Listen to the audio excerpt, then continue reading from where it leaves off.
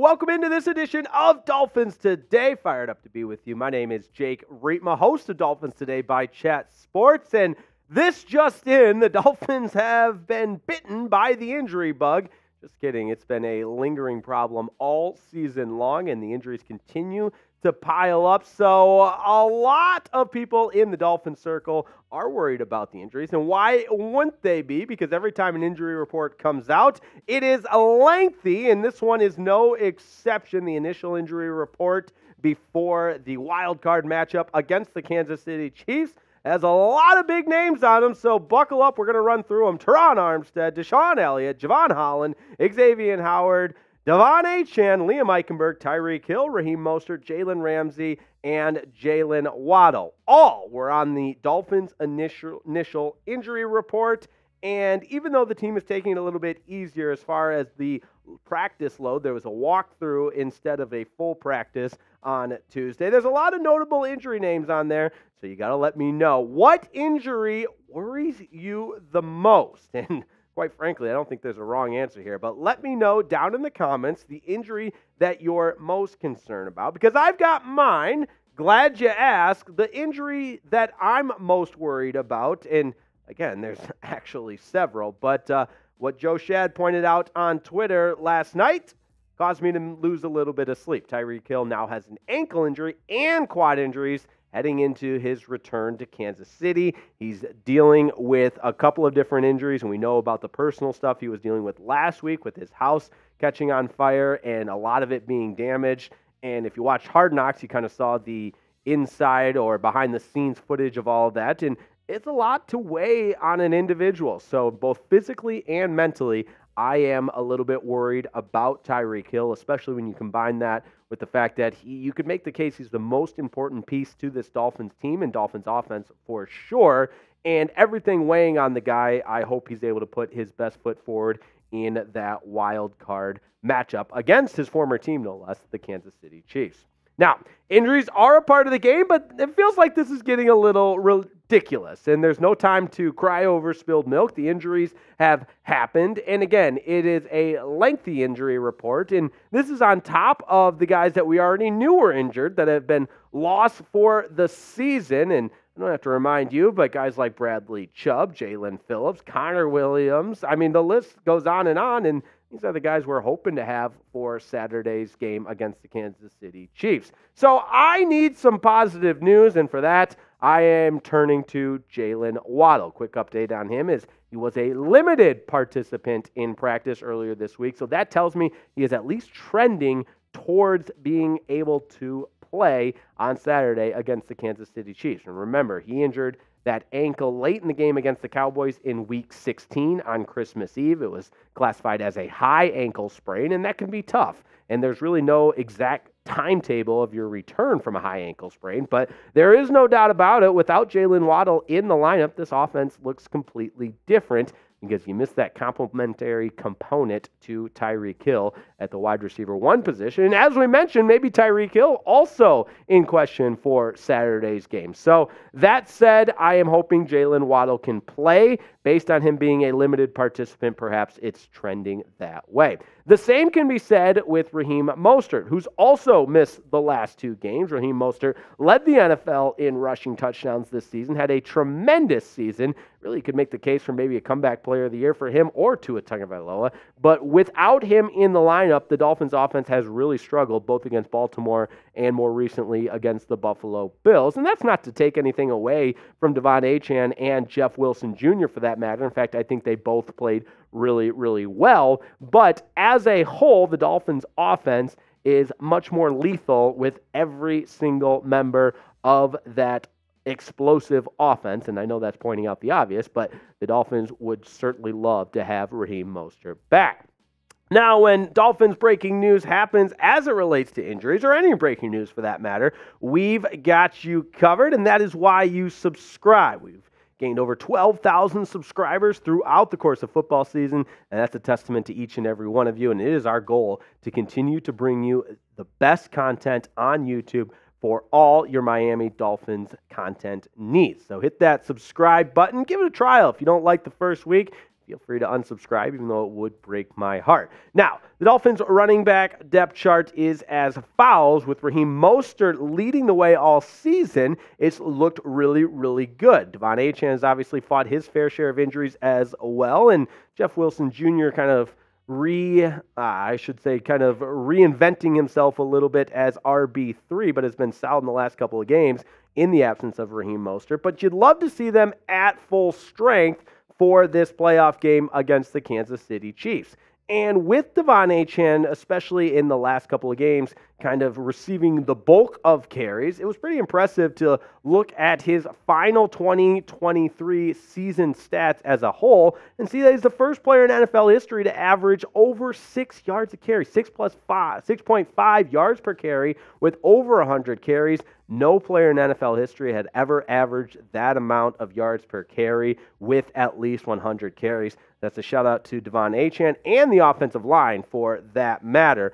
But looking at the body of work as a whole, over 100 carries, 800 yards, 7.8 yards per carry, 8 touchdowns. He had a touchdown against the Buffalo Bills on Sunday Night Football. And I don't think I'm alone in kind of looking back at that tape thinking and hoping, why didn't Mike McDaniel utilize him a little bit more? So hopefully in the cold conditions in Kansas City, both him and Raheem Mostert will be able to carry the load. Because anytime you average 7.8 yards per carry, and that is impressive. It's the best rushing average in NFL history and, of course, in Dolphins franchise history as well. So De'Von Achane, I'm hoping he can have a breakout game against the Kansas City Chiefs.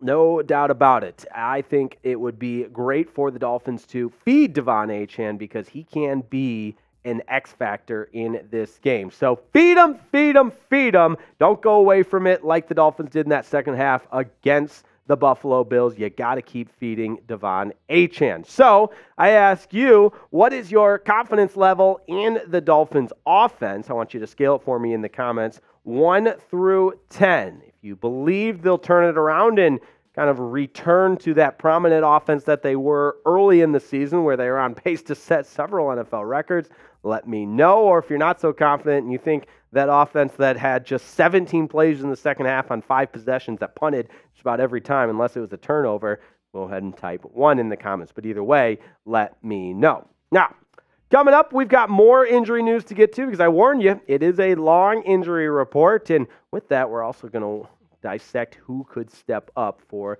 the Miami Dolphins. But right now, I want to give a huge shout out to today's presenting sponsor and a sincere thank you for helping make Dolphins Today possible. That's Factor, and Factor is America's #1 meal delivery service. And as we turn the calendar into 2024, everybody's getting started with their resolutions, and Factor's here to help. And more importantly than a resolution is the assistance in making choices that lead to success. Successful choices. And that's where Factors comes in with their ready-to-eat meal delivery service that takes the stress out of meal planning. It sets you up for success in the new year so that you can skip the grocery store, skip the prep work, the cooking fatigue, all those things that take up your time, energy, and effort. Factor says wave goodbye because instead you're going to get chef-crafted, dietitian-approved meals delivered right to your door with over 35 meals to choose from per week. And that includes options like keto, calorie smart, vegan, veggie, and more. And oh yeah, don't forget about over 55 weekly add-ons.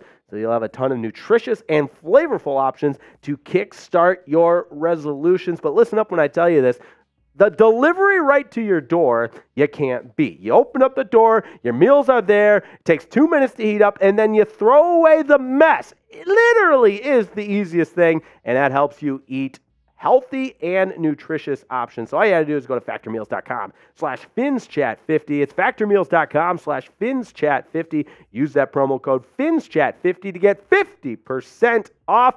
And because we love you and we care about you, that link's going right into the comments of today's video. So all you have to do is click on the link and it takes you right there, and you're on your way to making successful choices in 2024 with factormeals.com/FinsChat50.